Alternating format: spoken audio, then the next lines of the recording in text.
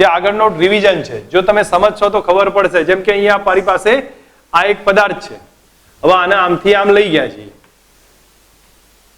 તો આમ બળ F લાગે છે. સમજજો, F બળ આમ લાગે છે, આ બાજુએ બળ F લાગે છે, આમથી આમ લઈ ગયા છે. આ લેન્થ છે L જેટલી. હવે આ ખૂણો છે થીટા. ક્લિયર? હું તમને એમ પૂછું છું કે આમાં ગુરુત્વાકર્ષણે કેટલું કાર્ય કર્યું અને બાહ્ય બળે કેટલું કાર્ય કર્યું? કોઈ કહી શકે ભાઈ? તો ગુરુત્વાકર્ષણનું કાર્ય, તો ગુરુત્વાકર્ષણ તો ક્યાં લાગે? નીચેની તરફ લાગશે. ગુરુત્વાકર્ષણ નીચેની તરફ લાગે અને એને ઉપર લઈ ગયા તો કેટલી ઊંચાઈ ઉપર લઈ ગયા? તો આટલી ઊંચાઈ થશે. આ h ઊંચાઈ થઈ. તો કોઈ મને કહી શકે આ h ઊંચાઈ કેટલી આવે? h બરાબર કેટલા? તો શું કરાય? આ ટોટલ લેન્થ કેટલી ભાઈ? ટોટલ લેન્થ L છે અને આ બાજુનો ભાગ કેટલો? આ ખૂણો થીટા હોય તો આટલી બાજુ કેટલી આવે? L cos theta. તમને ધ્યાન પર હશે, આ બાજુ L હોય તો આ કેટલી થાય? L cos theta. Total length L છે તો L આખી, જો આખી લેન્થ L છે તો h કેટલા થયા? L minus L cos theta. હા, તો h બરાબર L કૌંસમાં 1 માઇનસ cos થીટા. તો ગુરુત્વાકર્ષણે કરેલું કાર્ય કેટલું આવ્યું? Wg બરાબર લખું તો ગુરુત્વાકર્ષણ નીચે લાગે છે, ઉપર લઈ જઈએ છીએ આપણે તો માઇનસ mg થાય. માઇનસ mg અને સ્થાનાંતર કેટલું? તો L કૌંસમાં 1 માઇનસ cos થીટા. આટલું ગુરુત્વાકર્ષણ કાર્ય કરશે. તો બાહ્ય બળ કેટલું કાર્ય કરે? તો બાહ્ય બળ આ ડાયરેક્શનમાં છે તો એ દિશામાં સ્થાનાંતર કેટલું થયું? તો એ દિશામાં આટલું સ્થાનાંતર થયું કહેવાય. તો આ સ્થાનાંતરમાં આ મૂલ્ય કેટલું? આ સામેની બાજુ થઈ તો શું લખાય? L sin theta. તો પછી Wf બરાબર કેટલા થયા? તો Wf બરાબર બાહ્ય બળ અને એની જ દિશામાં સ્થાનાંતર થાય છે તો F into L sin theta. આ બાહ્ય બળ વડે થતું કાર્ય આવ્યું. તો ગુરુત્વાકર્ષણનું કાર્ય આટલું થયું, બાહ્ય બળનું કાર્ય આટલું થયું. બંને ડિફરન્સ છે. બોલો, કન્ફ્યુઝન છે હજી?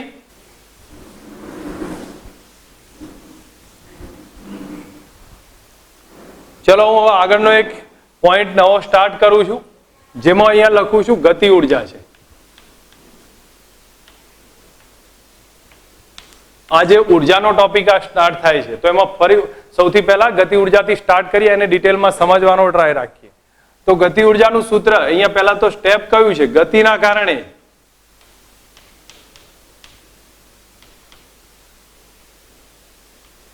ઉર્જા છે. ગતિના કારણે ઉર્જા હશે. હવે એક વસ્તુ અહીંયા ધ્યાન પર હોવી જોઈએ કે અદિશ રાશિ છે એનો એકમ જૂલ થશે. આ બધો કોન્સેપ્ટ કોમન છે, પારિમાણિક સૂત્ર બી આપણને આવડે. હવે એનું ઇક્વેશન ચેક કરીએ તો ઇક્વેશનમાં k બરાબર કયું સૂત્ર થયું? Half mv square. હવે એક મિનિટ સમજજો, અહીં જોવો, ધ્યાન આપો. હું બંને બાજુ ઉપર નીચે m વડે ગુણી કાઢું છું. ઉપર નીચે m વડે ગુણી કાઢું તો m square v square by 2 અને m રે. તમે સમજો, અહીંયા m વડે ઉપર નીચે ગુણી કાઢે m square v square by m 2m રહેશે. તો m સ્ક્વેર v સ્ક્વેર એટલે કેટલા થઈ ગયા? mv એટલે p સ્ક્વેર થાય, કારણ કે p બરાબર mv થાય વેગમાન. તો p બરાબર mv તો p સ્ક્વેર બાય 2m. તો ગતિ ઉર્જાનું બીજું સૂત્ર કયું થયું? k બરાબર p સ્ક્વેર બાય 2m થશે. અવાજ બંધ રાખો ભાઈ, જ્યાંથી અવાજ આવતો હોય પોતાનો. k બરાબર p સ્ક્વેર બાય 2m થશે. ઓકે, હવે p સ્ક્વેર બાય 2m નું એક રિલેશન આવ્યું અને બીજું એક હજી એક સૂત્ર બનશે. બીજું એક સૂત્ર કયું થશે? તો જો 1/2 આ mv સાઈડમાં લઈ લઉં, mv સાઈડમાં લઉં તો અહીંયા આપણું સૂત્ર થયું mv અને બાજુમાં એક v રાખું છું તો સમજો mv ને વેગમાન કહેવાય. તો આપણું સૂત્ર કયું થઈ જશે? 1/2 pv. તો આ ત્રણ ગતિ ઉર્જાના ઇક્વેશન છે જે ધ્યાન પર હોવા જોઈએ. આ ત્રણ ગતિ ઉર્જાના ઇક્વેશન થશે. પહેલું હાફ mv સ્ક્વેર, બીજું p સ્ક્વેર બાય 2m અને ત્રીજું કયું થયું? Half pv. આ ત્રણે ત્રણ ગતિ ઉર્જાના ઇક્વેશન કોઈ પણ આવા રિલેશનમાં તમને ખ્યાલ આવવો જોઈએ. ઓકે, હવે બીજી એક વાત કરું છું.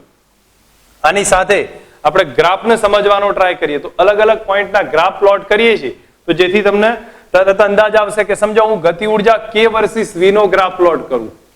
k વર્સિસ v નો તો અહીંયા આપણે k વર્સિસ v, હું અહીંયા આનો ગ્રાફ પ્લોટ કરીએ તો ગતિ ઉર્જા વિરુદ્ધ વેગનો.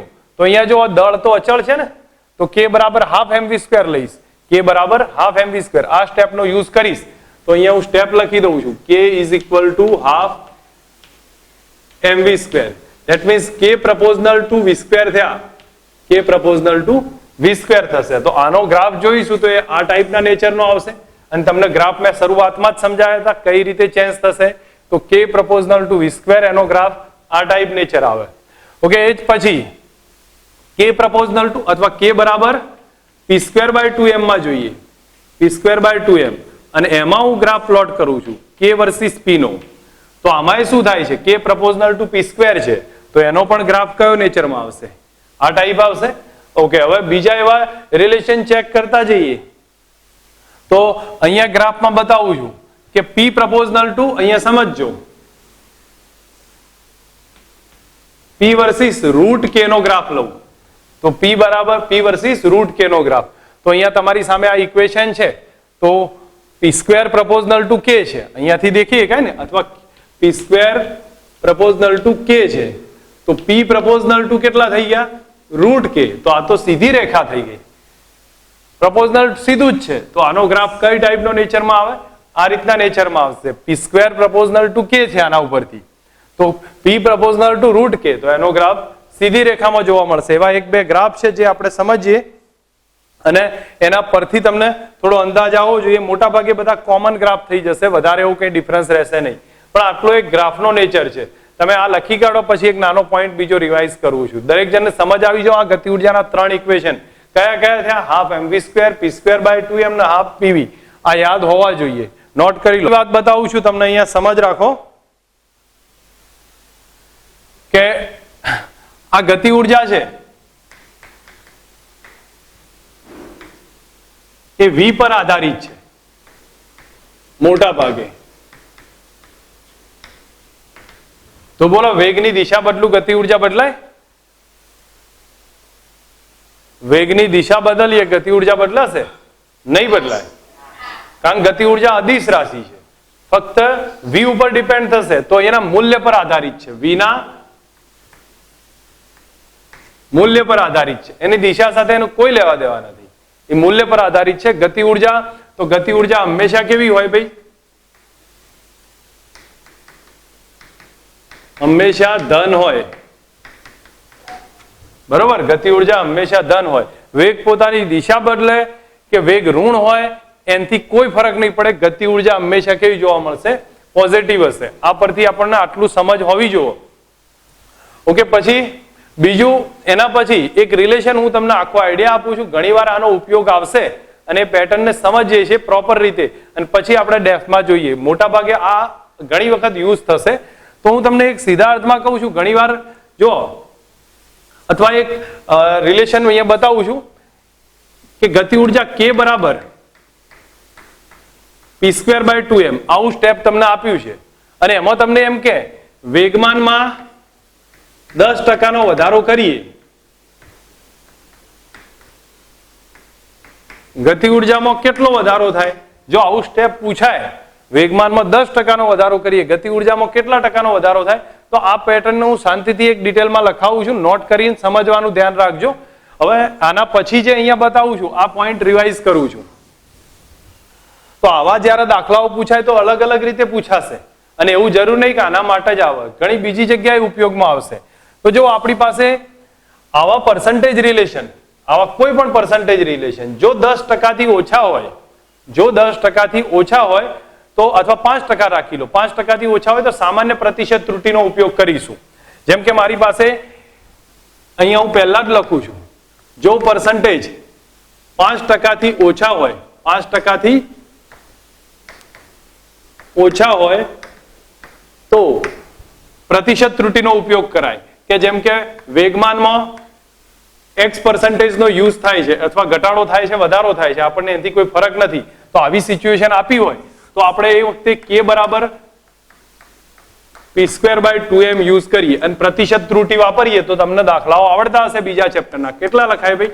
ડેલ્ટા k બાય k ગુણ્યા 100 બરાબર પી સ્ક્વેર છે તો 2 આગળ આવી જાય, અને શું લખીએ કાંઈ? ડેલ્ટા p બાય p ગુણ્યા 100 થશે. ઓકે, તો એનો મતલબ કે 5% ઓછા હોય ત્યારની કન્ડિશન આવી થશે. એકાદ એક્ઝામ્પલ આપું છું.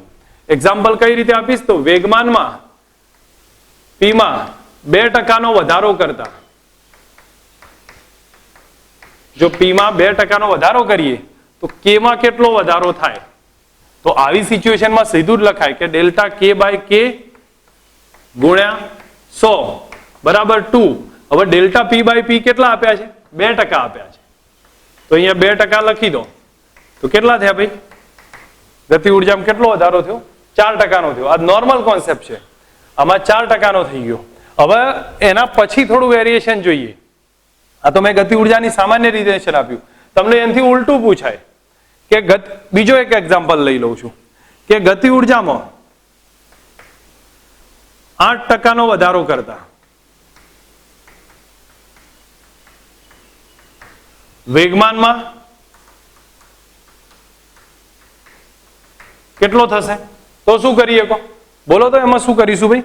ગતિ ઉર્જામાં 8% નો વધારો કરીએ તો કયું રિલેશન આવે? K proportional to P square. પણ અહીંયા તો મારે P શોધવો છે તો K proportional to P square છે ને, તો આપણે શું લખીશું? P proportional to root K. બરોબર. હવે આનું પ્રતિશત ત્રુટી લઈ લો તો ડેલ્ટા P બાય P ગુણ્યા 100 બરાબર કેટલી ઘાત આવે? 1/2 આવે. 1/2 ડેલ્ટા K બાય K ગુણ્યા 100. તો તમે 1/2 તો એમના એમ રાખ્યા છે પણ ડેલ્ટા K બાય K કેટલા લેવાના? 8%. તો આપણે કેટલા આવ્યા ભાઈ? 4% નો વધારો આવે. બરોબર. પણ આ નોર્મલ છે ત્યારે, અને મેં જનરલ 5% થી ઓછું હોય, મેં અહીંયા 8% થોડું એનાથી વધારે લીધું છે પણ રેન્ડમ એની આસપાસમાં આવશે એટલે આના માટે થશે. કેના માટે થાય? 5% થી ઓછું હોય ત્યારે. વધારે વધારે હું કદાચ આનું જો ફેરફાર કરવો હોય તો હું 4% લઈ લઉં જેથી તમને ઈઝી પડે. જો 4% લઉં તો અહીંયા 4 મૂકી દઉં તો અહીંયા કેટલો આન્સર આવે ભાઈ? 2% નો આવે. બરોબર. આ એક પેટર્ન થઈ પણ કોના માટે? 5% થી ઓછું હોય ત્યારે. હવે હું બીજો પેટર્ન બતાવું છું જ્યારે 5% થી વધારે હોય ત્યારે. તો અહીંયા સમજ રાખો, જો 5% થી વધુ હોય તો શું થશે? 5% થી વધુ હોય તો હું એક વ્યાપક સૂત્ર આપું છું. વ્યાપક કારણ હું સાબિત કરવા જઈશ, તમે લોકો એની રિલેશનમાં ઘણીવાર કન્ફ્યુઝ થશો. એના કરતા આપણે પછી સાબિત કરીશું. 2-3 ચેપ્ટર જાય પછી એને થોડી ડિટેલમાં સમજીશું. અત્યારે એક વ્યાપક સૂત્ર તમારે ધ્યાન પર રાખવાનું છે. સમજો y proportional to x ની n ઘાત હોય, y proportional to x ની n ઘાત હોય અને x ના પ્રતિશત ખબર હોય તમને, x ના પરસેન્ટેજ આપેલા છે અને y ના તમારે શોધવા છે. x ના પરસેન્ટેજ આપ્યા છે, y ના શોધવા છે આવા પ્રતિશતમાં. તો આ સૂત્રમાં સીધું ધ્યાન રાખી દેવાનું કે ડેલ્ટા y બાય y ગુણ્યા 100 બરાબર સીધું એક રિલેશન થાય છે 1 પ્લસ ઓર માઇનસ પરસેન્ટેજ ભાગ્યા 100 અને એની n ઘાત -1 ગુણ્યા 100. આ એક રિલેશન છે. હું તમને બતાવું છું, થોડું સમજો.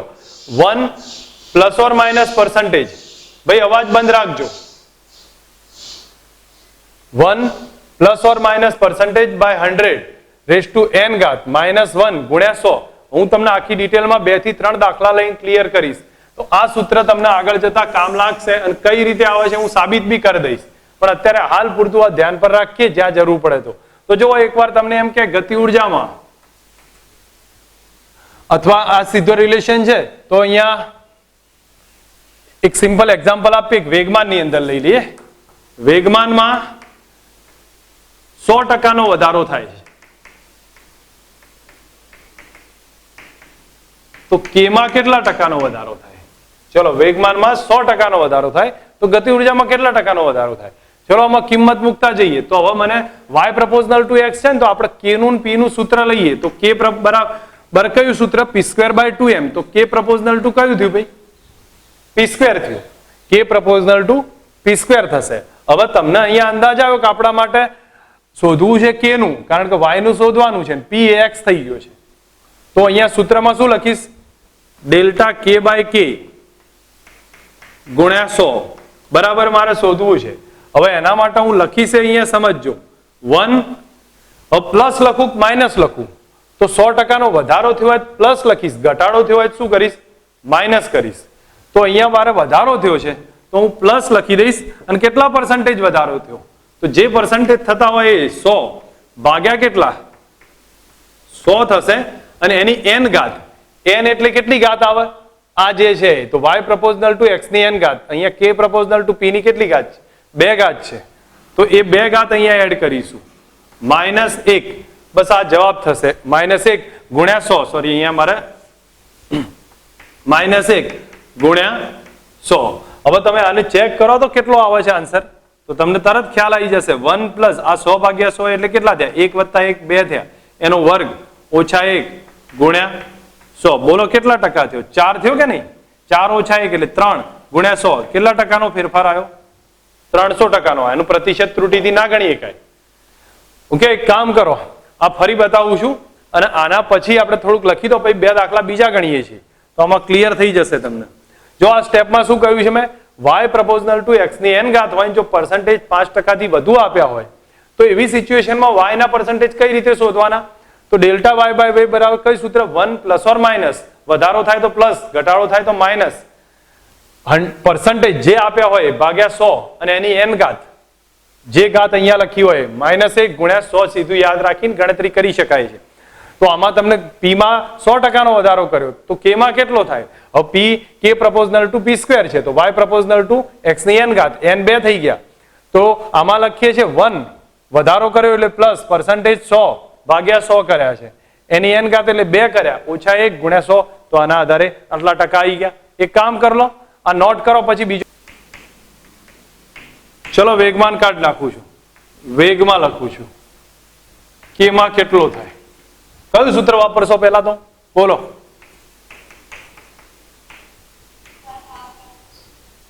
ઓકે તો k proportional to v square okay ઠીક છે હવે તમે સૂત્ર લખો ડેલ્ટા k બાય k ગુણ્યા 100 હા k ગુણ્યા 100 બરાબર શું લખાશે ભાઈ 1 પ્લસ કેટલા પરસેન્ટેજ 10% વધારો થાય છે એટલે હું પ્લસ લખું છું ભાગ્યા 100 કેટલી ઘાત છે 2 ઓછા 1 ગુણ્યા 100 કેટલા આવે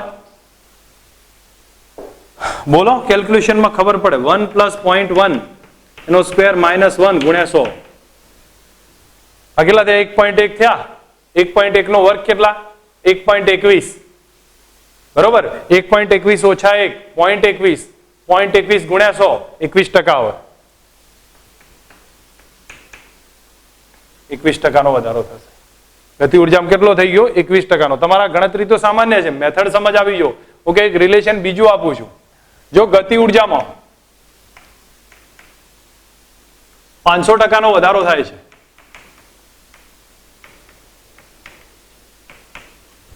તો p માં કેટલો વધારો શોધી શકાય આમાં કયું રિલેશન યુઝ કરું k બરાબર p square by 2m તો p proportional to k ની 1/2 ઘાત થાય કે નહીં p proportional to k ની 1/2 ઘાત રૂટ કહેવાય તો આ રિલેશનમાં અહીંયા લખું તો ડેલ્ટા p બાય p ગુણ્યા 100 બરાબર બોલો કેટલા ટકાનો 1 વધારો થાય છે 500% નો તો 1 પ્લસ 500 ભાગ્યા 100 એનો વર્ગ નહીં આવે પણ શું આવશે ભાઈ 1/2 આવે હા 1/2 -1 અને ગુણ્યા 100 રિલેશન જે આવતો હોય જવાબ જો 1 પ્લસ આ જે રિલેશન કર્યું છે અહીંયા હું તમારી સામે લખું છું એ થોડુંક ધ્યાન આપો 1 પ્લસ 500 નો વર્ગ 500 જેટલા પરસેન્ટેજ ભાગ્યા 100 અને એની 1/2 ઓછા 1 ગુણ્યા 100 તો આ રિલેશન આવી જશે પછી જે આવતો હોય જવાબ પરસેન્ટેજમાં આવી જશે મેથડ સમજ આવી ગઈ છે દાખલા બીજા ટેક્સ્ટ મોડ્યુલમાં હશે આ પેટર્નની સમજ રાખજો અને આ પેટર્ન નહીં સમજ આવે તો કોઈ વાંધો નહીં આગળનું જ્યારે બી પેટર્નમાં આવશે ફરી એકવાર રિવિઝનમાં આવીશ ટૂંકમાં 12th માં બી આ પેટર્ન યુઝ થતી જાય છે હું તમને ડિટેલ સમજાવીશ પણ અત્યારે આપણને એટલો ટાઈમ નથી તો જેથી હું આને વધારે લેબમાં નહીં લેતો બીજો પોઈન્ટ લઈ લઉં છું આટલું નોટ કરો ચલો તો થોડું ધ્યાન આપો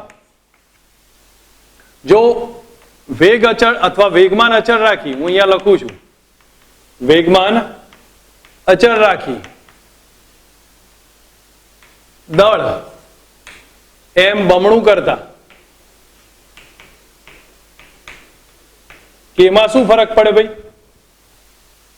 વેગમાન અચળ રાખવું અને દળ બમણું કરી દઉં તો ગતિ ઉર્જા બમણી થાય. કયું સૂત્ર? કે બરાબર હાફ mv સ્ક્વેર. તમને તો એ જ લાગશે ને. કે બરાબર કયું સૂત્ર? Half mv square. જો દળ બમણું કરીએ ગતિ ઉર્જા કેટલી થાય? બમણી થાય ને. પણ આમાં આ સૂત્ર નહીં આવે. કયું આવશે? p square by 2m. હવે તમે વિચાર કરો કે k પ્રપોઝનલ ટુ p તો અચળ છે, 2 એ અચળ, તો 1/m આવે. હવે દળ બમણું કરું ગતિ ઉર્જા અડધી થઈ જાય. કેટલી થઈ જશે? અડધી થાય. દળ બમણું કરું તો ગતિ ઉર્જા અડધી થશે. સમજ રાખજો, દરેક વખતે હાફ mv સ્ક્વેર કરીને ઉર્જા બમણી ના થાય. આ સિચ્યુએશનમાં તમે જુઓ તો દળ અચળ છે, તો એ સિચ્યુએશનમાં તમે વેગમાન અચળ છે તો આ સૂત્ર વપરાશે ને, એમાં દળ બમણું કરો તો ગતિ ઉર્જા અડધી થઈ જશે. ઠીક છે. એક બીજો દાખલો આપું છું જેમાં વિચાર કરીને મને કહેજો કે આમાં શું થશે આન્સર. સમજો આપણી પાસે m બરાબર 1 kg છે, v1 બાર બરાબર 2i કેરેટ પ્લસ 3 અથવા 3i caret plus 4j caret છે. v2 બરાબર 6i cap plus 8j cap છે. 6i cap plus 8j cap છે. આ કન્ડિશન આપી છે. તો ગતિ ઉર્જાનો ફેરફાર કેટલો? ગતિ ઉર્જાનો ફેરફાર કેટલો? કોઈ કહી શકે ભાઈ? આમાં શું કરવું પડે? મારે આનું મૂલ્ય લેવું પડે. v1 કેટલો? v1 તમને યાદ હોય 4 નો વર્ગ વત્તા 3 નો વર્ગ કેટલા થાય? 5 થશે. v2 કેટલો? 6 નો વર્ગ વત્તા 8 નો વર્ગ કેટલા થાય? 10 થાય. તો બસ તમારે ગતિ ઉર્જાનો ડિફરન્સ લેવો છે. તો ડેલ્ટા k બરાબર k2 minus k1. k2 minus k1 એટલે half m v2 square minus v1 square. થાય કે નહીં? કિંમત મૂકો. 1/2 m તો 1 છે તો 1 લખ્યો. v2 સ્ક્વેર એટલે 10 નો વર્ગ ઓછા v1 સ્ક્વેર 5 નો વર્ગ. તો જે આવશે એ જવાબ થઈ જશે. બરોબર કે નહીં? 100 ઓછા 25 75 ભાગ્યા 2 જે આવશે એ રિઝલ્ટ થશે. મેથડ સમજો કઈ રીતે ગણાય છે. એવું જરૂર નહીં કે એની દિશા સાથે કોઈ મતલબ નહીં, એના મૂલ્ય સાથે મતલબ છે. હવે આપણે ટેક્સ્ટબુકમાં એક દાખલો આપ્યો હતો એની ટાઈપનો અહીંયા સમજાવું છું. જો કે બધાને યાદ આવી જ જશે. 5 kg નો દડો છે. 5 kg નો દડો છે. એને 20 મીટર ઊંચાઈથી પડવા દેવામાં આવે છે. 20 મીટર ઊંચાઈથી પડવા દેવામાં આવે છે.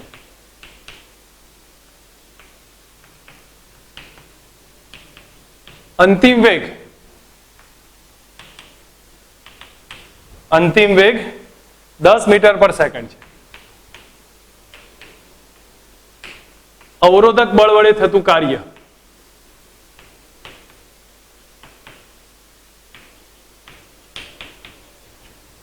અવરોધક બળ વડે થતું કાર્ય. તો આમાં આપણે યાદ કરો કાર્ય ઉર્જા પ્રમેય લખવો પડે. કયું લખવો પડે? કાર્ય ઉર્જા પ્રમેય. કાર્ય ઉર્જા પ્રમેય તમે ટેક્સ્ટબુકમાં ભણ્યા છો. કયું સૂત્ર? W બરાબર ડેલ્ટા k. હા, તો અહીંયા મને સ્ટેપ વાઇઝ એક એક કિંમત મુકાવતા જઈએ. સમજો પહેલા તો શું થાય છે? સિચ્યુએશન આ રીતની છે. અહીંથી પદાર્થ પડે છે તો h ઊંચાઈ સુધી આવે છે. h બરાબર 20 મીટર છે. તો પ્રારંભમાં વેગ કેટલો હશે? 0 હોય. અંતમાં વેગ કેટલો છે? 10 છે. h બરાબર કેટલા આપ્યા છે? 20 છે. હવે આ સિચ્યુએશનમાં કાર્ય કેટલા? તો કાર્ય 2 થશે. એક તો ગુરુત્વાકર્ષણ કેટલું કાર્ય કરે ભાઈ?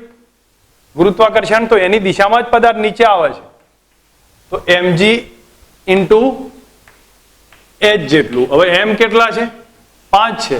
g 10 અને h 20. તો આ કેટલા આવશે? wg બરાબર 1000 થશે. 1000 જૂલ કાર્ય થયું. ગુરુત્વાકર્ષણે કર્યું કાર્ય. અવરોધકનું કાર્ય તમારે શોધવું છે, એ ફાઇન્ડ કરવું છે. ગતિ ઉર્જામાં બોલો પ્રારંભિક ગતિ ઉર્જા k1 બરાબર 0 થાય. કેમ? પ્રારંભિક 0 છે. k2 બરાબર ફાઇનલ હાફ mv સ્ક્વેર. કિંમત મૂકો. હાફ m ની કિંમત 5 છે અને v એટલે 10 નો વર્ગ. તો કેટલા થશે? અહીં જો તો 100 ભાગ્યા 2 સોરી 500 ભાગ્યા 2 એટલે 250 થશે. ક્લિયર છે? હવે તમારે સૂત્ર વાપરવાનું W બરાબર ડેલ્ટા કે. તો શું કરાય? કેટલા કાર્ય? એક તો WG ગુરુત્વાકર્ષણનું કાર્ય વત્તા WR બરાબર ડેલ્ટા કે. કિંમત મૂકીએ. WG કેટલા છે? 1000. WR કેટલા શોધવા છે આપણે બરાબર. ડેલ્ટા કે એટલે K2 માઇનસ K1 એટલે 250 ઓછા 0. તો WR બરાબર કેટલા આયા? Minus 750 joule. Minus 750 joule.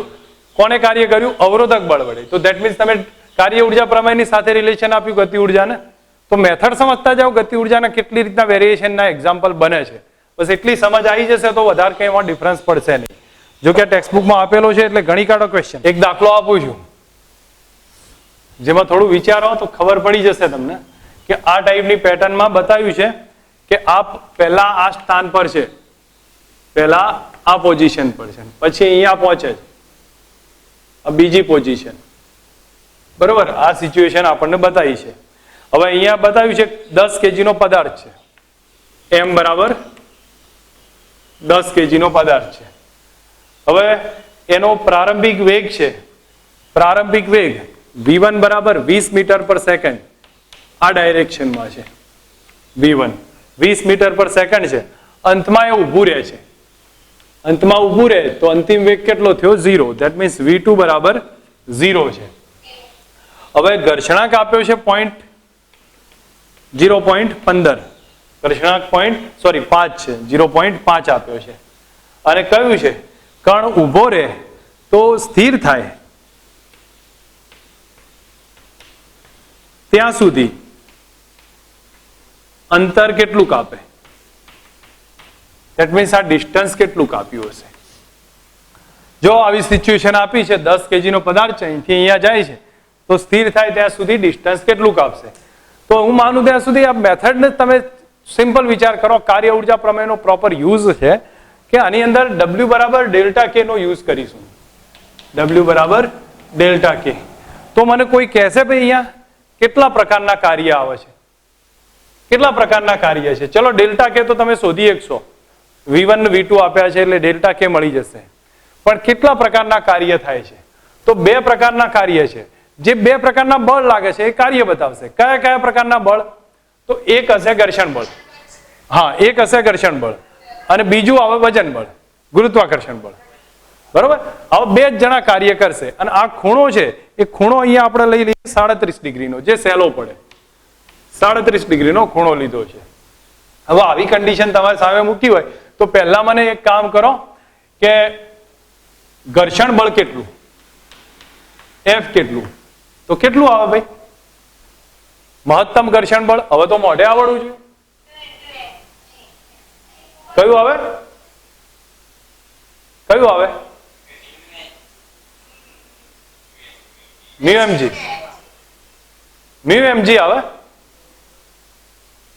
તમે લોકો તૈયારી કરો છો, ટાઈમ પાસ કરો છો?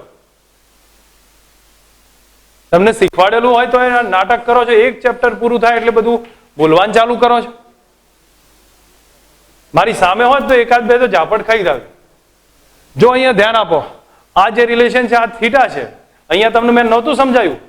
આ mg cos theta, sorry sin theta. આ કયું હતું? આ તો પછી આ લંબ બળ આવે કે નહીં? n તો n બરાબર કેટલા? mg sin theta. આ તો કયું સૂત્ર આવે? F બરાબર μ n. દર વખત સમજાવવાનું. μ mg cos થીટા આવે અને ધ્યાન પર હોવું જોઈએ, નહીતર પછી પૂરું થઈ જશે એમના એમ જ. તો લંબ ઘર્ષણ બળ કેટલું આવે?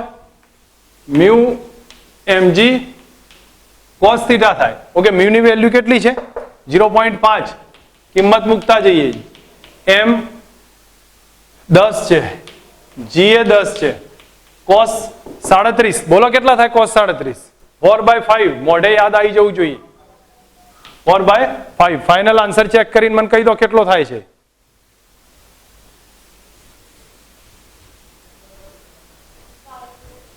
કેટલો થાય? 40 થશે. એક્ઝેક્ટ કહેજો મને આન્સર. ઓકે ઠીક છે, જે થતો હોય. હા તો 40 લખ્યા છે મેં. ચલો હવે એક કામ કરો, ગુરુત્વાકર્ષણની વાત કરું છું. તો ગુરુત્વાકર્ષણ બળ તમે સમજો તો તમને એટલો તો અંદાજ હશે ને કે આ mg sin થીટા છે, mg sin થીટા, અને ઘર્ષણે આમ લાગવાનું કારણ પદાર્થ ઉપર જાય છે. તો mg sin થીટા કેટલું અંતર કાપે છે, અથવા બળ mg sin થીટા કેટલો, તો એ બી શોધી કાઢવું. mg sin થીટા, m ની કિંમત 10 છે, g એ 10, sin 30 3/5 કેટલો થાય ભાઈ? બોલો 60 થાય? હા તો 60 ન્યૂટન એ આવી ગયો. ચલો હવે આપણી પાસે આ રિલેશન થયા. તો હું માનું ત્યાં સુધી તમે અહીંયા આટલું સ્ટેપ જો તમને સમજ આવી જાય કે આ રીતના ફોર્સિસ આપણને લાગે છે. હવે બળ શોધીએ, બળનો ચેક કરીએ તો સોરી કાર્ય શોધીએ તો W બરાબર ગુરુત્વાકર્ષણનું કાર્ય વત્તા ઘર્ષણનું કાર્ય બરાબર ડેલ્ટા કે, એટલે કે K2 માઇનસ K1. આ કાર્ય ઉર્જા પ્રમેય યુઝ કરું છું. તો ગુરુત્વાકર્ષણનું કાર્ય કેટલું, તો ગુરુત્વાકર્ષણ બળ કેટલું 60, અને ક્યાં કેટલા અંતરે જાય છે, x અંતર કાપે છે. કેટલું અંતર કાપે છે? x. બોલો પ્લસ લખું કે માઇનસ લખું? તમે અહીંથી ધક્કો માર્યો છે તો આમ જાય છે, પદાર્થ ઉપર જાય છે, અને બળ લાગે છે નીચે, હા માઇનસ આવે. ઘર્ષણ એ નીચે લાગે છે અને બળ જાય છે, હા સ્થાનાંતર થાય છે ઉપર. તો ઘર્ષણ બળ કેટલું 40 અને x એ માઇનસ લખ્યા બરાબર K2 માઇનસ K1. હવે K2 માઇનસ K1 તો K1 તો 0 છે ને, તો હાફ અહીંયા હું લખું half m v2 square minus 0, કારણ કે K1 0 છે તો હાફ m ની કિંમત 10 અને v2 છે 20 નો વર્ગ. હા બોલો. અચ્છા મારી ભૂલ થઈ ને, મારી ભૂલ થઈ છે, મારી ભૂલ થઈ છે, ઠીક છે. હું અહીંયા ચેન્જ કરી દઉં, K1 0 છે અહીંયા, સોરી ઉલટું લખ્યું છે એટલે K2 માઇનસ K1 તો હાફ સોરી K2 0 છે minus half m v1 square. Okay ચલો તો અહીંયા 0 લખ્યા અને માઇનસ હાફ m ની કિંમત 10 અને v1 એટલે 20 નો વર્ગ. ચલો આમાં ફાઇન્ડ કરો અને x શોધી કાઢો કેટલો આવે છે, કેટલું અંતર કાપશે, x નક્કી કરો. અહીંયા સમજાવું છું.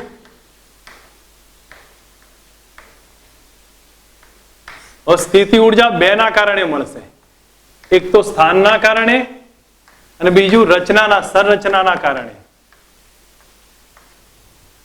તો બે કારણે સ્થિતિ ઉર્જા મળશે, એક સ્થાનના કારણે, બીજી આવે સંરચનાના કારણે.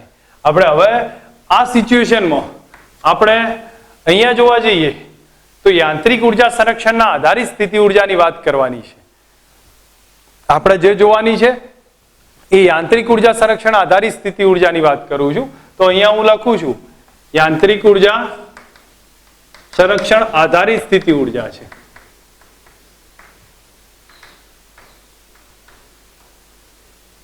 અને યાંત્રિક ઉર્જા સંરક્ષણ આધારિત સ્થિતિ ઉર્જાની ખાસિયત કઈ, બળ કેવું જોઈએ ભાઈ,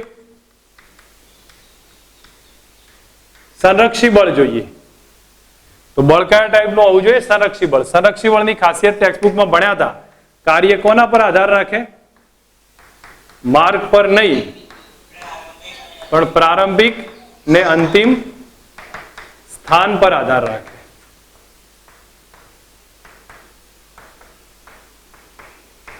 બરોબર છે, એક આ સિચ્યુએશન. બીજું હતું બંધ માર્ગ પર કાર્ય કેટલું, 0 થાય. આ બધી સ્ટેપ વાઇઝ બેઝિક ડિટેલ છે. સંરક્ષી ક્ષેત્રની ગણો કે સ્થિતિ ઉર્જા આપણે જે ભણવાની છે એની કે આપણે સ્થાન અને સંરચના બેના કારણે સ્થિતિ ઉર્જા છે. હવે યાંત્રિક ઉર્જા સંરક્ષણ પર આધારિત છે એટલા માટે સંરક્ષી બળના આધારિત વાત કરીશું. અને માર્ગ પર કાર્ય નહીં આધાર રાખે, પ્રારંભિક અંતિમ સ્થાન પર હશે અને બંધ માર્ગ પર કાર્ય 0 થાય. આ ટાઈપની સ્થિતિ ઉર્જાનો અભ્યાસ કરવાનો છે. બરોબર. હવે હું તમને આના 2-3 પોઈન્ટના આધારે થોડી વાતચીત કરું તો મોટા ભાગે તમને સીધો અંદાજ આવશે. આમાં પહેલી આપણે સ્થિતિ ઉર્જા જોવાની છે ગુરુત્વીય સ્થિતિ ઉર્જા. હવે ગુરુત્વીય સ્થિતિ ઉર્જા છે એ કોના કારણે ક્રિએટ થાય ભાઈ, તો સ્થાનના કારણે ક્રિએટ થશે. ગુરુત્વીય સ્થિતિ ઉર્જા સ્થાનના લીધે મળશે. સ્થાનના લીધે, સંરચનાના કારણે કઈ આપણે ટેક્સ્ટબુકમાં ભણ્યા હતા સ્પ્રિંગની સ્થિતિ ઉર્જા. તો સ્પ્રિંગની જે સ્થિતિ ઉર્જા હતી એ સંરચનાના કારણે ક્રિએટ થઈ હતી.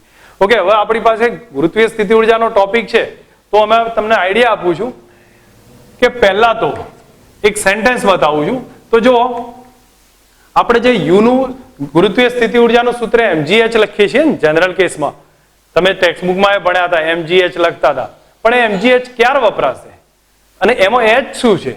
તો આપણે ગુરુત્વીય સ્થિતિ ઉર્જાનું સૂત્ર જોઈએ તો હું માનું ત્યાં સુધી આપણને આ સ્ટેપ ધ્યાન પર હોવું જોઈએ, જે ટેક્સ્ટબુકમાં ભણેલા છીએ કે સ્થિતિ ઉર્જા u લખીએ અથવા v લખવામાં આવે. મોટા ભાગે ટેક્સ્ટબુકમાં v લખ્યું છે, પણ આપણે એને u અથવા v ના અલગ અલગ ફોર્મમાં લખી શકીએ. હું ઘણીવાર u એ લખું છું, v લખું છું, એનાથી કોઈ ફરક નહીં પડે, પણ આપણને જે ધ્યાન પર હોય. હું અત્યારે હાલ v રાખું છું, તમને જેથી કોમન કોન્સેપ્ટમાં ધ્યાન આવે. તો v બરાબર જોવા જઈએ તો -w આવશે. માઇનસ શું આવે? w. v કો અથવા ડેલ્ટા v કો.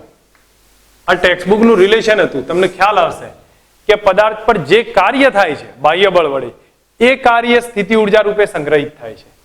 તો પદાર્થ પર થતું કાર્ય બાહ્ય બળ વડે કાર્ય સ્થિતિ ઉર્જા રૂપે સંગ્રહિત થાય છે.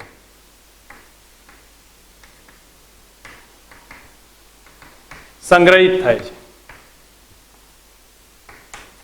બરાબર છે? આ સેન્ટેન્સ નોટ કરી લો આટલું, પછી હું તમને ફરી એક થોડી ડિટેલ બતાવું છું. ફરક પડી જાય? ફરક પડે એ આપણે દોલનોમાં આવશે. દોલનો ચેપ્ટર નહીં, અને છેલ્લું 11 માનું છેલ્લું ચેપ્ટર, એમાં ઘણો ફરક પડશે, કારણ કે એનો યાંત્રિક બધા બીજા બળો એડ થઈ જશે. એટલે આપણે વજનવાળી તો ગણતા જ નથી, છેક સુધી મોટા ભાગે એ જ ગણીએ છીએ. બરોબર? હવે જો હું અહીંયા સ્થિતિ ઉર્જાનો પોઈન્ટ લેતો હતો, તો સ્થિતિ ઉર્જાના પોઈન્ટમાં થોડું ધ્યાન આપો કે ધારો કે આપણું સૂત્ર છે mgh જેટલું. સ્થિતિ ઉર્જાનું ગુરુત્વીય સ્થિતિ ઉર્જાનું સૂત્ર v બરાબર કયું લખીએ છીએ? mgh જેટલું. હવે એ સિચ્યુએશન ક્યારે યુઝ થશે? તો તમને હું એટલું જ કહેવા માંગુ છું, એમાં h છે શું? તો સમજો પૃથ્વીની સપાટી આ રીતની છે, આ પૃથ્વીની સપાટી ધારી છે, ત્યાંથી કોઈ પોઈન્ટ પહેલો અહીંયા છે, ત્યાંથી કોઈ પદાર્થને ઉપર લઈ જઈએ છીએ બીજા પોઈન્ટે, તો બીજો પોઈન્ટ અહીંયા છે, તો આ હાઈટ થશે મારા માટે h1, આ હાઈટ હશે h2. ધારો કે હું હાઈટ એક જ લઉં છું પૃથ્વીની સપાટીથી, તો h કેટલા થયા? h બરાબર h2 માઇનસ h1. h બરાબર કેટલા લખ્યા? h2 minus h1. That means શું બતાવે છે કે આપણી પાસે h છે ને એ કોઈ પર્ટિક્યુલર પોઈન્ટ, રેફરન્સ પોઈન્ટથી નહીં, આપણે સંદર્ભ બિંદુથી નહીં ગણતા, પણ બે વચ્ચેનો તફાવત લેવામાં આવે છે, બે ઊંચાઈઓ વચ્ચેનો તફાવત છે. તો જ્યારે સ્થિતિ ઉર્જા v બરાબર mgh લખીએ છીએ, તો એ v બરાબર mgh, જ્યાં h તો બે ઊંચાઈઓ વચ્ચેનો તફાવત છે, એનો સીધો અર્થ થયો કે આપણે જેનું સ્થિતિ ઉર્જા ગણીએ છીએ, વાસ્તવમાં સ્થિતિ ઉર્જા નથી, પણ એ શું છે? સ્થિતિ ઉર્જાનો તફાવત છે. તમે સમજો, વાસ્તવમાં સ્થિતિ ઉર્જા છે જ નહીં, પણ એ શું થયું? સ્થિતિ ઉર્જાનો તફાવત છે. કારણ કે આપણે ઘણીવાર મિસકોન્સેપ્ટમાં રહીએ છીએ કે આ પોઈન્ટની સ્થિતિ ઉર્જા mgh થઈ, પણ mgh તો તમે એ પોઈન્ટથી અહીંથી રેફરન્સથી ગણ્યું છે. તમે પૃથ્વીની સપાટીથી ગણવા જાઓ તો થોડુંક અલગ આવશે. તો એ સિચ્યુએશનમાં તમારે એટલું જ ધ્યાન રાખવાનું કે mgh જે ઇક્વેશન છે એ આપણે કોઈ સ્થિતિ ઉર્જા નહીં બતાવતું, પણ આ બે વચ્ચે h શું બતાવે છે? બે સપાટી વચ્ચેની ઊંચાઈનો તફાવત છે. એનો મતલબ કે સ્થિતિ ઉર્જાનો ડિફરન્સ બતાવશે. અને આપણા માટે એટલા માટે આ સૂત્ર કોમન જ થાય, ડેલ્ટા v કહું કે પછી v એકલું લખું બરાબર mgh અથવા બરાબર w, તો આ સૂત્ર સોરી માઇનસ w, આ બધું એક જ થશે ઇક્વેશન. હવે તમને આટલો બેઝિક કોન્સેપ્ટ ધ્યાન પર આવી જાય તો આમાં કઈ વધારે બીજું બનશે નહીં. હવે એના રિલેટેડ એક બે પોઈન્ટ્સ થોડોક આઈડિયા રિવાઇઝ કરું છું. તમને એક થોડોક અંદાજ કહું, ભાઈ આ રીતનો એક સળિયો આપ્યો છે, આ સળિયો આમ પડ્યો છે, સમજો આ સળિયાની લેન્થ છે 2 મીટર, 2 મીટરની લેન્થ છે. આ સળિયો જમીન પર પડે, જમીન પર પડી જાય એટલે આમ પડશે ને આ રીતે. તો જ્યારે જમીન પર પડે ત્યારે એની સ્થિતિ ઉર્જામાં કેટલો ઘટાડો થયો છે? જમીન પર પડે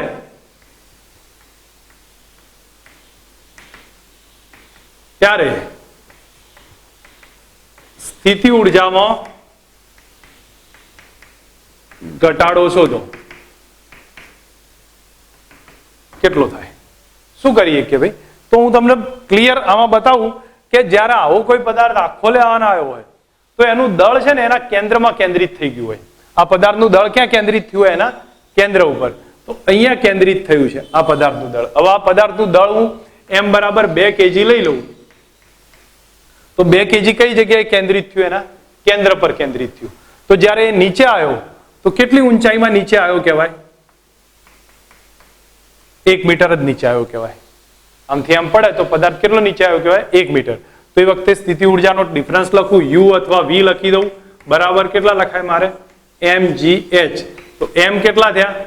2 kg છે, g કેટલા? 10 અને h કેટલા લખું? 1. ધેટ મીન્સ કેટલા સ્થિતિ ઉર્જાનો ડિફરન્સ પડ્યો? 20 જૂલનો. નીચે આવે તો 20 ઘટે, ઉપર લઈ જવું તો 20 વધશે. સેન્ટર ઓફ માસ એટલે હું તમને અત્યારે હાલ તો યુનિફોર્મ આપું છું, ચોક્કસ કે ભાઈ વચ્ચે જ હોય દળ એવું.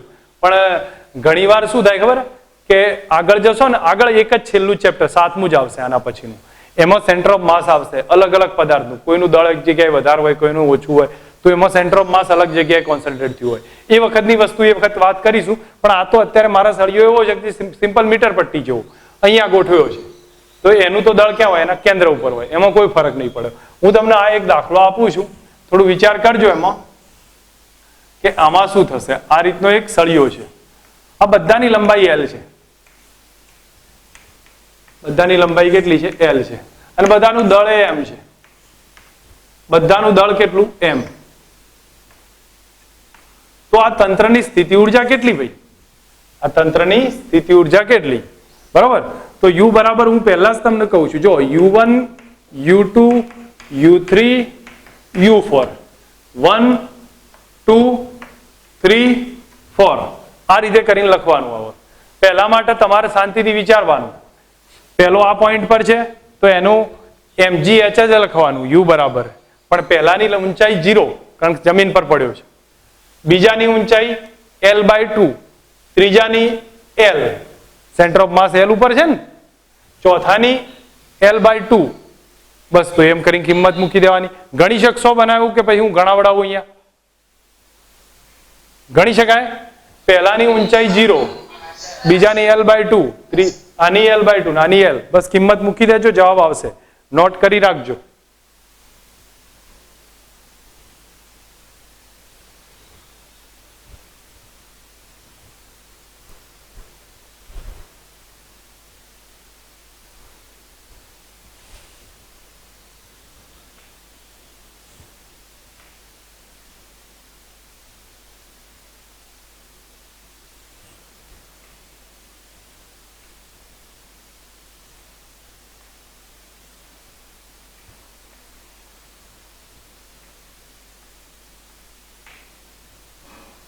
ચલો અહીંયા વિચારીને કહેજો. જો સળિયા L લંબાઈનો સળિયો છે, આ એ ઘરેથી જ આપું છું, એને 60 ડિગ્રીના કોણે લઈ જવું, 60 ડિગ્રીના કોણે લઈ જવું આમ ઉપર, તો સ્થિતિ ઉર્જાનો ડિફરન્સ v કો u કો કેટલો હશે? ટ્રાય કરજો, ના આવડત મને કાલે કહેજો. આમથી આમ લઈ જઉં છું 60 ડિગ્રીના કોણે, સ્થિતિ ઉર્જાનો ડિફરન્સ કેટલો? કોન્સેપ્ટ સેમ છે, નોટ કરી રાખો.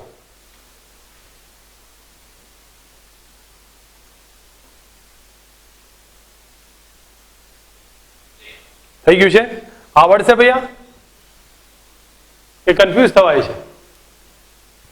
કેટલું ઊંચું ગયું આ સેન્ટર ઓફ માસ? આમથી આમ ગયું.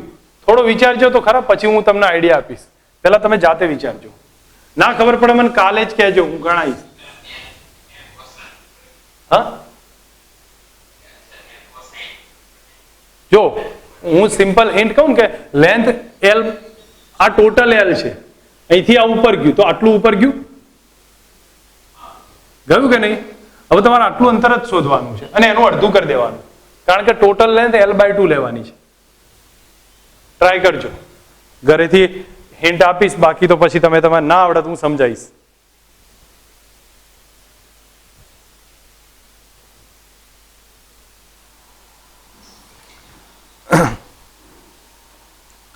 હવે એક મેઇન પોઈન્ટ પર આપણે થોડા ટ્રાન્સફર થઈએ છીએ આના પછી, અને થોડુંક જ ચલાવું છું, પછી આપણે બીજા લેક્ચરમાં ચેક કરીશું, કારણ કે તમે ચલામ તો હું ચલાવીશ પણ તમને આઈડિયા આવવો જોઈએ.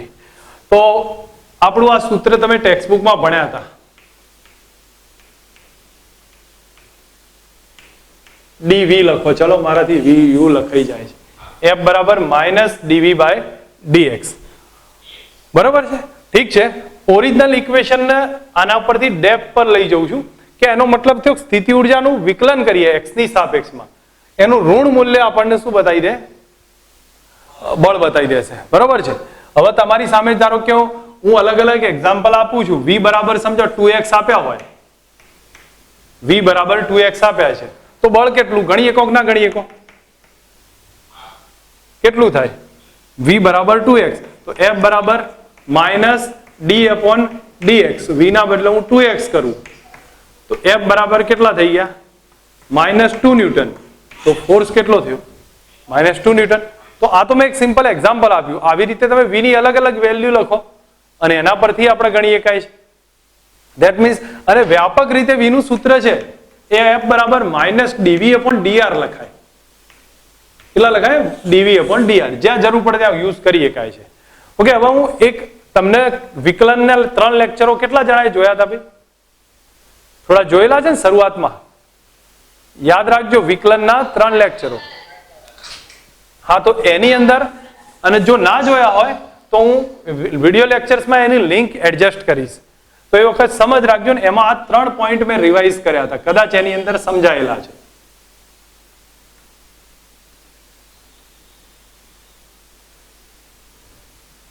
અહીંયા તમે સમજશો. જો આવી સિચ્યુએશન આપણે બતાવ્યું છે, એમાં એક દડો અહીંયા પડ્યો છે, એક અહીંયા પડેલો છે અને એક અહીંયા પડ્યો હતો, તો આ ત્રણેય પોઝિશન કઈ ટાઈપની હતી?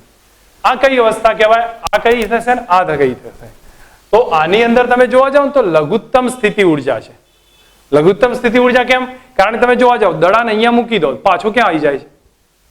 નીચે આવી જાય. અહીંયા મૂકો પાછો ક્યાં આવી જાય છે?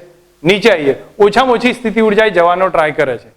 અને અહીંયા દડો સ્થિર છે. જો ત્રણેય જગ્યાએ દડો સ્થિર છે, અહીંયા 0, અહીંયા સ્થિર છે ને અહીંયા સ્થિર છે, તો ત્રણેય જગ્યાએ ફોર્સ તો 0 છે, સંતુલનમાં તો છે પદાર્થ, પણ કન્ડિશન કઈ થાય છે? અહીંયા ઓછામાં ઓછી એનર્જી છે. તો તમે આને મૂકી દો આમ, તો ફરી પાછો પદાર્થ અહીંયા, ફરી અહીંયા. અહીંયા શું થાય છે? પદાર્થ સહેજ હલાવો તો પાછો આવશે. દડાને સહેજ હલાવી દો પાછો નીચે જતો રહે, ફરી પાછો નહીં આવે. અને અહીંયા શું થશે? તમે દડાને ફેરવીને અહીંયા મૂકો કે અહીંયા મૂકો, એને કોઈ ફરક નહીં પડે, એ તટસ્થ અવસ્થામાં છે. તો હવે ત્રણેય અવસ્થાઓ આપણે ધ્યાન રાખવાની છે. આ કઈ થશે? સ્થાયી અવસ્થા, લઘુત્તમ ઉર્જાવાળી. આ કઈ થઈ? સ્થાયી લઘુત્તમ ઉર્જાવાળી. આ અસ્થાયી થશે, મહત્તમ ઉર્જાવાળી. અને આ તટસ્થ થઈ, તટસ્થ થશે. ત્યાં મૂકો તો મૂળ સ્થિતિમાં, એટલે ઓછામાં ઓછી ઉર્જા ધરાવે છે. અને સ્થાયી અવસ્થા, સ્થાયી અવસ્થાને આને કહેવાય કે જ્યાં મૂકશો ત્યાંથી પદાર્થ પાછો આવી જશે. બરાબર? અને આ સ્ટેજ કેવી છે? ત્યાંથી આપણે પદાર્થને હલાવો તો ફરી પાછો આવશે જ નહીં, એ નીચે જતો રહેશે ને ફરી નહીં આવે, તો એ અસ્થાયી અવસ્થા થઈ. અને ત્યાં મહત્તમ ઉર્જા હશે. અને આ અવસ્થા એવી છે કે તટસ્થ છે. તટસ્થ એટલે આની અંદર તમે એડજસ્ટ કરીને ગમે તે જગ્યાએ મૂકી શકો છો. હવે ત્રણેય કન્ડિશનમાં, ત્રણેય અવસ્થામાં આપણે પોઈન્ટ નોટ કરું છું. જો સમજો, આ એ પોઈન્ટ, આ પોઈન્ટ બી છે, આ પોઈન્ટ સી, આ ડી અને આ ઈ. તો ત્રણેય પોઈન્ટમાં હું ચેક કરું. હવે ત્રણેય પોઈન્ટમાં હું પહેલો એ થી સ્ટાર્ટ કરું છું. તમે સમજતા જજો, મને કહેજો. એ પોઈન્ટે હું લખું તો એ પોઈન્ટ માટે આજે આપણો ગ્રાફ પ્લોટ કરું છું. ગ્રાફ આપણે v વર્સિસ r નો ગ્રાફ સમથિંગ લખી દો. ચલો, v વર્સિસ r નો ગ્રાફ છે. તો એ પોઈન્ટ પર હું ટ્રાય કરું તો dv અપોન dr કેટલા થાય? dv અપોન dr નો ઢાળ કેવો થાય? પ્લસ કે માઇનસ? આ પોઈન્ટ પર એ પર માઇનસ થાય, નેગેટિવ આવે. બરોબર? અને ઢાળ નેગેટિવ છે તો ફોર્સ કેવો થાય? F બરાબર માઇનસ dv અપોન dr. તો ફોર્સ પોઝિટિવ થાય. તમે સમજો, એ પાસે ઢાળ નેગેટિવ છે, તો ઢાળ નેગેટિવ તો ફોર્સ કેવો થયો? પોઝિટિવ થયો. ચલો હવે સી પર લો. સી ઉપર બોલો તો ડીવી અપોન ડીઆર કેવો છે? ઉપર જાય છે, એ પોઝિટિવ થયો. તો ફોર્સ કેવો થયો? નેગેટિવ થઈ ગયો. આમાં પોઝિટિવ છે, આમાં નેગેટિવ છે. ઓકે, હવે હું બીજી વાત કરું છું કે બી પાસે આ નીકાળી દઉં છું. હવે બી પર, સી પર અને ડી પર, એ ત્રણે ઈ પર, ત્રણેય વાત કરું. બી ઉપર બોલો તો ઢાળ કેવો? ગુડ. બી ઉપર ઢાળ કેવો થયો? 0. ધેટ મીન્સ ફોર્સ કેવો થઈ ગયો? 0. તો ફોર્સ 0 છે. એના સીધા અર્થમાં હું કહી શકું F બરાબર ડીવી અપોન ડીઆર બરાબર 0 થઈ જાય. ફોર્સ 0 છે, બરાબર. પણ આ સિચ્યુએશન એવી હશે કે જ્યાં લઘુત્તમ ઉર્જા ધરાવે છે. તો હું અહીંયા લખી દઉં છું, આ કઈ અવસ્થા છે? સ્થાયી અવસ્થા અને લઘુત્તમ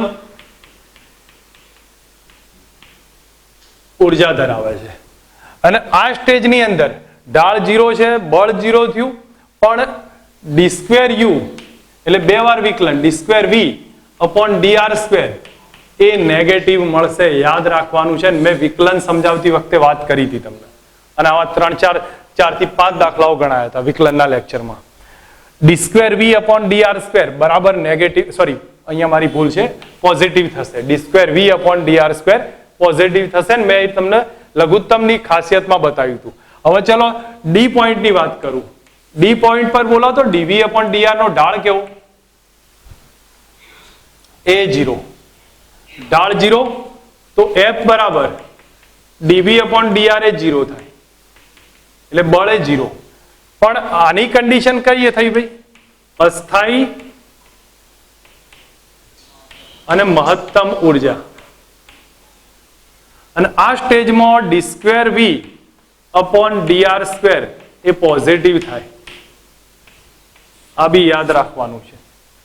અને થર્ડ સ્ટેજ લાસ્ટ છે, ઈ છે.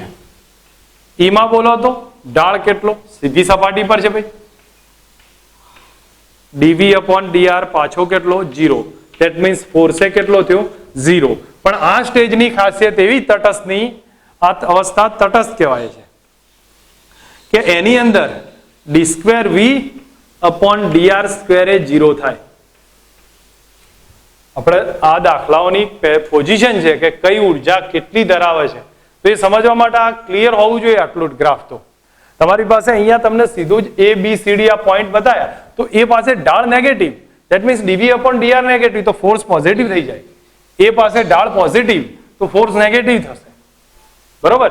હવે એના પછી આગળ વાત કરું તો આગળના પોઈન્ટમાં સમજો. બી પાસે, ડી પાસે અને ઈ પાસે ત્રણેય જગ્યાએ બળ 0 છે. બી, ડી અને ઈ ત્રણેય પાસે બળ કેટલું? 0 થઈ ગયું. પણ ત્રણેય અવસ્થાઓ અલગ અલગ છે, તો એવું બળથી નક્કી ના કરીએ કાંઈ.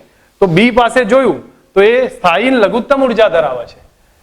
ડી પાસે મહત્તમ ને અસ્થાયી છે, અને સી પાસે, ઈ પાસે તટસ્થ છે. હવે તમે અહીંયા જોવા જાવ તો જ્યાં લઘુત્તમ ઉર્જા હશે ત્યાં 2 વાર વિકલન કરો ને તો એ પોઝિટિવ આવશે. અહીંયા 2 વાર વિકલન કરો તો મારી ભૂલ થાય છે અહીંયા લખવામાં, કેમ પોઝિટિવ છે, અહીંયા કેવું આવે? નેગેટિવ આવશે. અને અહીંયા કેટલું આવે? 0 આવે. હવે તમે અર્થને આ ડિટેલને સમજવાનો ટ્રાય કરો કે ત્રણેય જગ્યાએ બળ તો 0 છે, પણ ઓળખાય કઈ રીતે? જો ત્રણેય જગ્યાએ બળ 0 છે, પણ ઓળખાય કઈ રીતે? તો 2 વાર વિકલન કરો, ખબર પડી જશે. વી નું 2 વાર વિકલન કરો. જો પોઝિટિવ આવે તો સ્થાયી હશે, નેગેટિવ આવે અસ્થાયી હશે, 0 આવ્યું તો તટસ્થ હશે. તો 2 વાર વિકલન કરવાથી ખબર પડે.